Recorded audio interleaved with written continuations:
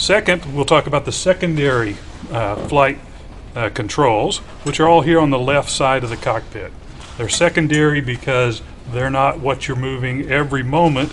They're trim controls to set the airplane in the flight conditions that you need at the time during your flight. So these two wheels here on the left are the trim wheels. The first one controls pitch, nose down. You roll it forward to go down. You roll it backward to go nose up. That's very intuitive, very easy to understand. The outside one is the rudder trim.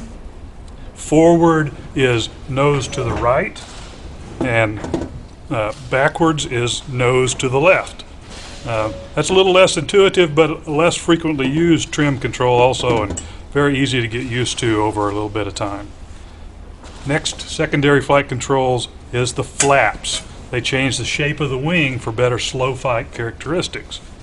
Nothing in this airplane is automated or power assisted. It's all a mechanical device, including raising and lowering the flaps. So you raise the flaps by cranking this handle forward. You get 2 degrees of movement for every complete turn of the crank. When you're flying the airplane, your head's up, looking out the window, looking out the canopy, looking at these instruments in front of you part of the time. You don't look down here, you count turns, and you just learn that I need 10 turns to get 20 degrees of flaps. Most pilots will use 20 degrees of flaps for takeoff, 40 degrees of landing.